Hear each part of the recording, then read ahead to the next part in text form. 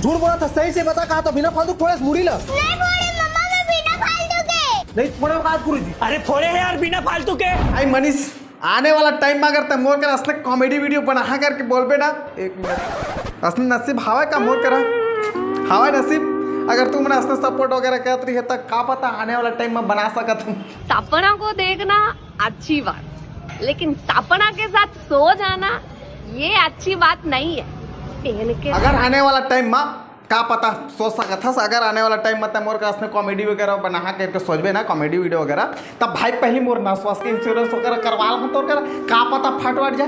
बिल्कुल रिस्क नहीं लेने का। देखो प्रिंसिपल ला ऐसा लगा थी कि बेस्ट परफॉर्मेंस के अवार्ड जीत जहाँ कहूँ। नहीं थोड़े बात पूरी थी। अरे फोड़े है यार बिना फालतू के। मोला लागते ने मनी से माइक वाइक की यूज नहीं करा, एक एल्बम के ला 30,000 रुपये मिलते भाई, 5,000 के माइक वाइक ले लेती। भांची चिल्ला भांची चिल्लावाना थी चिल्लावाना जी, ये मोबाइल में आवाज नहीं आते चिल्लावाना भांची दीदी का करा था वीडियो कैसे मत चल ही चिल्लाना, थोड़ा ऊंचा आवाज में बोलो।